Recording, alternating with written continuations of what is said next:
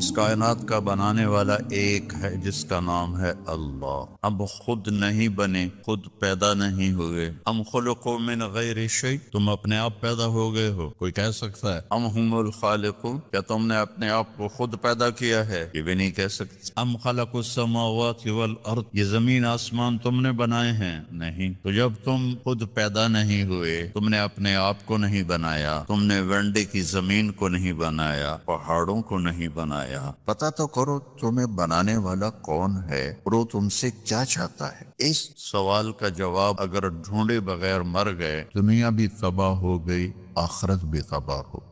ایک طبقہ وہ ہے جو موت کے بعد کی زندگی کو مانتا ہی نہیں۔ یہ ہمارے نبی کے زمانے میں لوگ کہہ رہے ہیں، آج بھی کہہ رہے ہیں، آج بہت زیادہ لوگ ہیں۔ کوئی جل جاتا ہے، کوئی ڈوب جاتا ہے، کوئی مٹی میں چلا جاتا ہے، کسی کو جانور کھا جاتا ہے، دوبارہ کیسے زندہ ہوگا؟ کچھ نہیں، بس یہی ہے، مزے کرو ونڈا میں۔ اللہ نے تمہارا رزق یہاں لکھا، تمہاری قبریں بڑوں کی یہاں بنی۔ اب اللہ ہم سے کیا چاہتا ہے؟ کیونکہ مرتے ہی ہر چیز پرائی ہو جاتی ہے، تو مرنے کے بعد کیا ہونے والا ہے، اور مرنے کے بعد ہماری زندگی میں ہمیں کامیابی ملے، اس کے لیے مجھے کیا کرنا ہے، یہ پتہ بھی ہمیں ہمارے نبی نے بتایا۔ ہمارے رسول واحد رسول ہیں جن سے بڑا اللہ نے نہ کوئی بنایا، نہ کوئی بنا، نہ کوئی آگے بن سکتا ہے۔